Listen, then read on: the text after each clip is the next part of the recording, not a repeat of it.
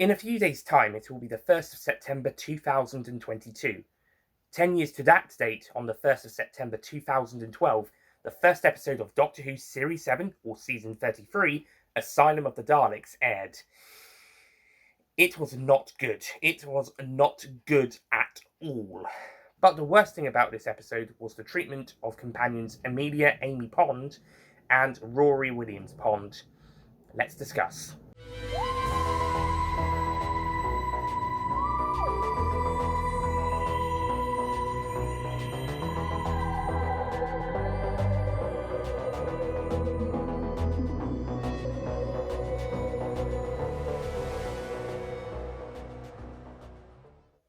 So, to explain why I think Amy and Rory were done dirty in this episode and why I think their subplot in the episode was awful, let's explain what exactly is the subplot of the episode.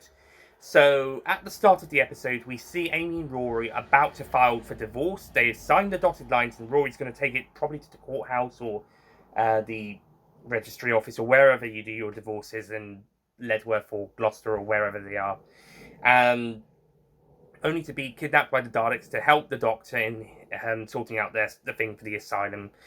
And throughout the episode, they have to sort out their issues, and the Doctor tries to get them back together. And that's basically the subplot. So, before we get into my thoughts on this awful subplot, I suppose that will give you a clue, let's quickly have a look at what Amy and Rory were like in Series 5 and 6. So, Series 5... they were kind of a cute couple, boyfriend-girlfriend sort of thing, engaged to be married, and so forth, and they truly seemed to love each other. Heck, Amy's choice, Amy decides to kill herself and the Doctor and end that dream because Rory died and she couldn't live without him. And had Rory not been erased by the Kraken time in cold blood, but he had still died at the hands of Reztech, Amy would probably be a very different character in this last couple of episodes of Series 5, at least until Rory's brought back. When Series 5's finale does come round and she does remember Rory, the two of them reconnect lovingly and are just very happy to see each other, especially with Rory waiting almost 2,000 years to see her again. And then at the end of the Big Bang, everything's reset and the two get married and later travel with the Doctor throughout time and space. And we see the two having wonderful adventures together and with the Doctor and other characters throughout Series 6. Apart from the physical abuse Amy gives Rory, because apparently women slapping men is funny. Yeah, Amy did start to become a bit of a domestic abuser. But apart from that, the couple were pretty much very happy with each other, and it was a pretty fluid and happy relationship, apart from the comedic slapping. Even when their baby was kidnapped by the Silence, basically, or at least Madame Kavarian's branch of the Silence, the two were still pretty much strong together. They were still pretty much unified in their loss and still continued to travel with the Doctor until he lets them go following the events of the God Complex. The episode that empathizes their relationship the most is Series 6's The Girl Who Waited, where Rory has to try and rescue an older Amy who has been stuck on Apalachia for 36 years and has to decide whether to save her or the younger Amy who they are able to then attempt a rescue of later on. Not to mention their relationship with Melody Pond, aka River Song, in the middle of Series 6 and in the finale. The last time we see the characters in a main episode, not including minisodes or comics or books or audios or whatever, in the main television series episode, the last time we saw them was in the 2011 Christmas special, The Doctor, the Widow and the Wardrobe. At the end of that episode, the two are sitting down for Christmas dinner 2 years after the events of the wedding of River Song. The Doctor comes to join them and they have Christmas dinner together. Throwing in the minisodes, we also see them having a good relationship as a married couple in the first 4 episodes of the 5-part miniseries Pond Life.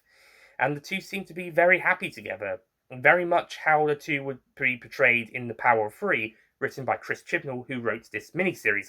But in the last episode, for some reason, Rory storms out and Amy is yelling at him. Let's dive in to Asylum of the Daleks. Although it's not exactly stated when Asylum of the Daleks takes place in Amy and Rory's time, we can presume it is the month of September. Let's say it's a September sometime between 2011 and 2016. Pond Life took place over the course of April, May, June, July and August, And if we are to believe that Amy and Rory split up in August of the same year that Asylum of the Daleks takes place, then it took them under a month to get a divorce, when in real life that's usually a lot longer, around 6 months, 7 months apparently. It can be a long process, even with the more serious reasons, domestic abuse. But even so, it could take a little bit long. It takes a bit longer than a month to sort out. So, presuming this is just a month after Pond Life Part 5, yeah, they're getting ready to divorce really quickly, which means they haven't really had much time to sit down and talk about their situation. What was it Peter Capaldi's 12th Doctor said in the Igonian version? Sit down and talk! So Amy and Rory don't really actually get round to talking about their situation until the Doctor leaves them alone in the last third of the episode to go and speak to Oswin, and then they kind of resolve all of their issues pretty quickly. So, what is the reason why they're getting divorced? Well, apparently, Amy can't have children anymore due to whatever happened at Demon's Run.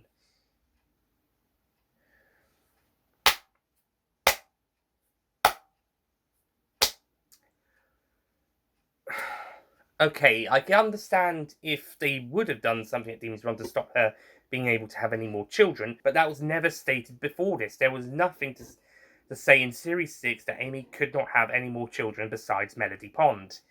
The Kavarian never said it. Amy never said that they did that to her until now.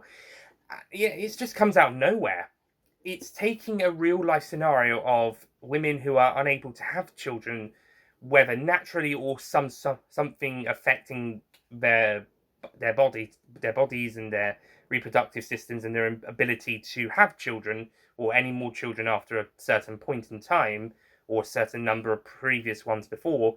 It's just taking that idea and basically shoving it in forcefully into the story. If it came a bit more naturally, like maybe it was explored or at least mentioned in Series 6, not even in Good Man Goes to War, just in Series 6, and it was a point of not necessarily conflict, just something Amy brought up to Rory, and they two have to figure it out together.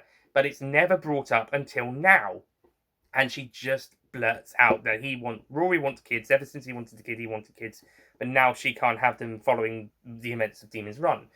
Like I said, if that had been introduced sooner into the series, like not long after the events of Good Man Goes to War, Let's Kill Hitler, say, then maybe it could have been something for the characters to work out and handle alongside the loss of their only child. But no, it's just pulled out here forcefully just to give a point of conflict between the two characters. Furthermore, Amy says she gave Rory up, but Rory says he's the one who loves her more than she loves him, which honestly I think is pretty true following the track record of the previous two series. But it seems that Amy was the more upset one in this argument, and she was the one who did kick Rory out. Oh, sorry, gave him up, as we saw in Pond Life Part 5. And Pond Life didn't explain what went down. We just saw Rory running out and Amy shouting and crying at him. Maybe he got a bit upset, but ultimately she was the one who kicked him out. Or, sorry, gave him up.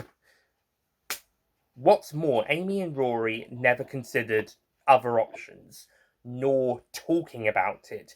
As I said, this is the first time they actually sit down and talk about it since Amy gave Rory up. So they never actually discussed it. It was, argument straight to divorce within about a month or so span.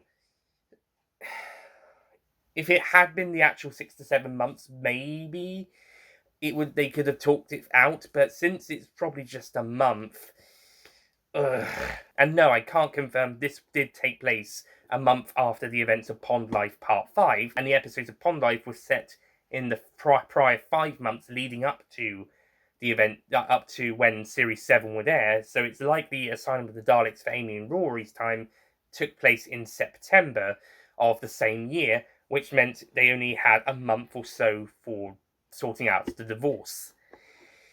Which means they only had a month or so to actually discuss the thing, but did they? No. If they had, they wouldn't have needed to do this talk. Or at the very least, they would have said something about having talked about it before and not working, and then suddenly this time round, oh, okay, now we've had some Doctor influence or assistance, so maybe now it works. Oh, God. Yeah, I think we can all agree the Doctor's the best character in this story, because everybody else is either treated badly or not very good. And not only did Amy and Rory not talk about this over the month that they were ready to divorce and so forth, but they never considered other options. They didn't consider adoption or IVF. And a few years ago, I saw a news report, where they could put, I think, the egg cells from an unfertilizable woman and the sperm cells of the father, and they could put it into another woman and she would be like a donor and give birth to the baby that way. Friends certainly did an episode on this where Phoebe became a donor to her brother's children. Yeah, that does sound a bit weird, but Amy and Rory never considered other options. They thought, unfertilized, that's the end all, and they had a big argument, and then so they decide to divorce. No discussions, no reconnections, no trying again, to not even forgiving each other until the Doctor makes them, without actually having to make them. They just do it naturally. They just do it on their own, and then they realise, oh, Amy's got her wristband on. The Doctor left it for her, and well, to be honest, Rory was going to give Amy his, and that's how it all started, because he could last longer because of his love for her. But this then goes back to the question: why did he run out in the first place? The argument can't have been that bad, right? Well, it must have been if he stormed out like that in part 5 of Pond Life and Amy gave him up. I'm sorry, I'm going to keep doing that because it's a shit explanation. And yeah, I guess Rory kind of still does love Amy after this, but it's just so fucking forced. And then once that's all over, once they've had their shouty match, and once they realise what the Doctor's done, they're all of a sudden back in love with each other. They love each other again. And they're ready to wait as long as possible for the Doctor, all their lives, as Amy says, and they're snogging when the Doctor comes back and presses the button to escape.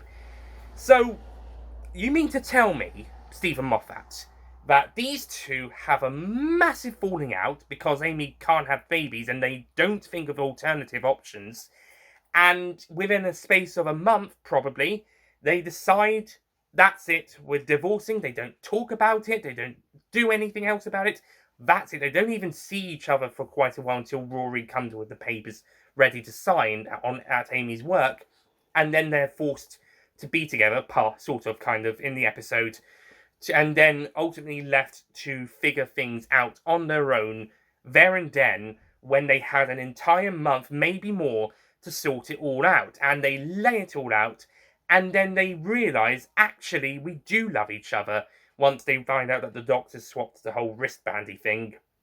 And then they're suddenly in love with each other again, like nothing ever happened. And at the end of the episode, Amy invites Rory back.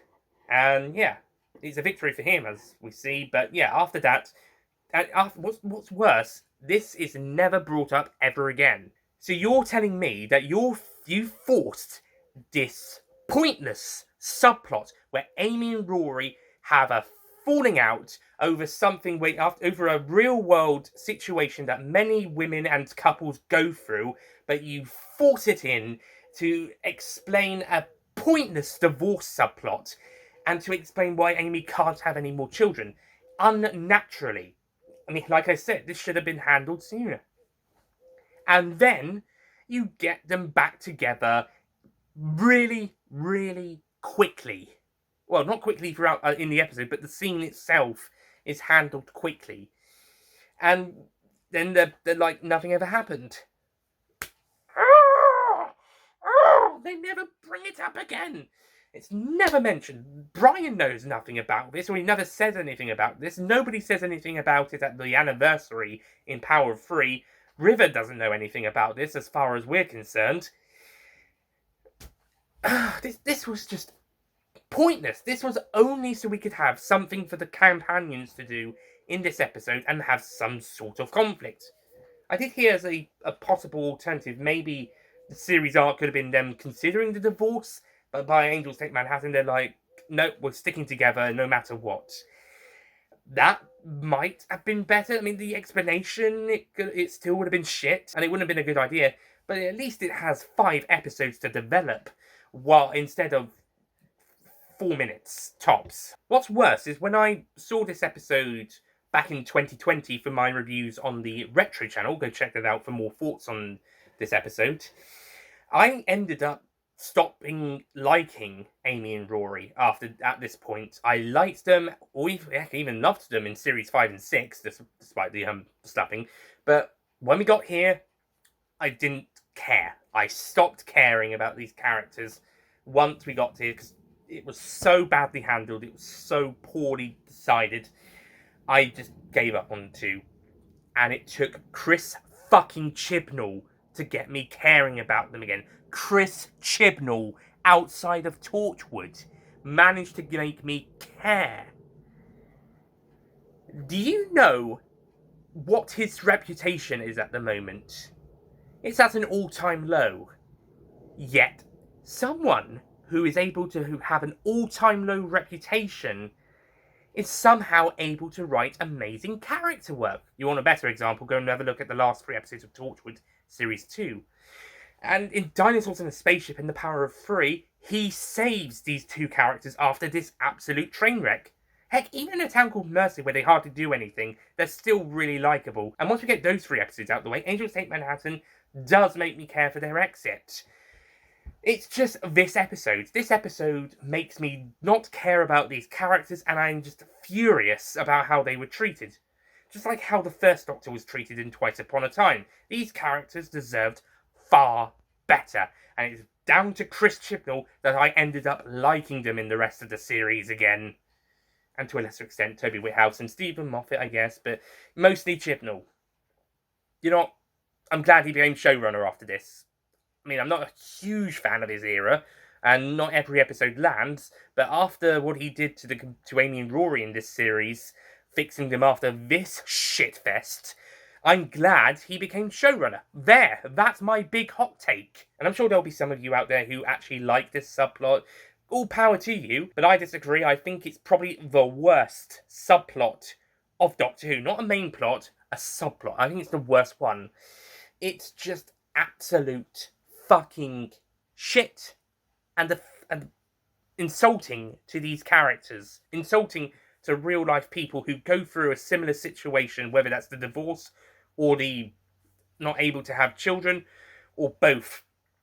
And it's just a forced reason for there to be conflict between the 2 of them, and for them to have something to do in the episode. Because, God help me, if there's going to be anything these 2 are going to do in this episode. Yeah, they get less to do here than in A Town Called Mercy. That's really about it now. I've pretty much exhausted all the points. But, yeah. Long story short, shit subplot, shit explanations, forced in, forced down our throats, resolved extremely quickly, makes me stop caring about these characters I liked for 2 series, and Chris Chibnall, of all people, is the one who comes and saves them in the next episode and 2 episodes later. Yeah, that's what we're looking at, people. That's the subplot we're looking at. Although I give Asylum of the Daleks a 3 out of 10 as a whole, this subplot gets a 0 out of 10. Happy 10th birthday, Asylum of the Daleks. I hope you're proud of yourself. Oh, well, that's it from me. Thank you so much for watching this video, Whoniversals fans. I'll see you guys next time. Oh, God. I hope I talk about something good next time.